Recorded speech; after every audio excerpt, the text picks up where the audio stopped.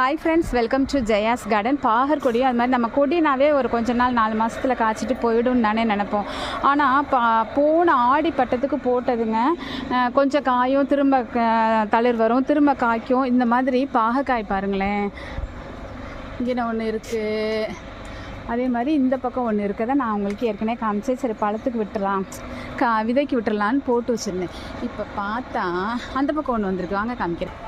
இங்கே பார்த்தீங்களா, புதுசு புதுசாக வந்துகிட்டே இருக்குது. இது என்னென்னா 1 இயர் தாண்டியும் கொஞ்சம் டல்லாகும், அப்புறம் புதிய தளர்கள் வரும், கொஞ்சம் டல்லாகும், புதிய தளர் வரும். எங்கே அதனுடைய வேறு இருக்குன்னே தெரியலை. எங்கே பார்த்தாலும் எல்லா இடத்துலையும் காய்ச்சி கிடக்குதுங்க. அதனால் கொடி காய்கறிகளை முடிஞ்சிருச்சு, வாடிட்டுன்னு அவசரப்பட்டு பிடுங்கி போட்டுறாதீங்க.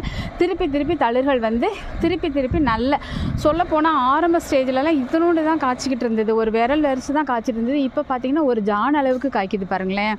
அப்போது அதோட வளர்ச்சி என்ன சொல்லுது, ஃபஸ்ட்டு செகண்டு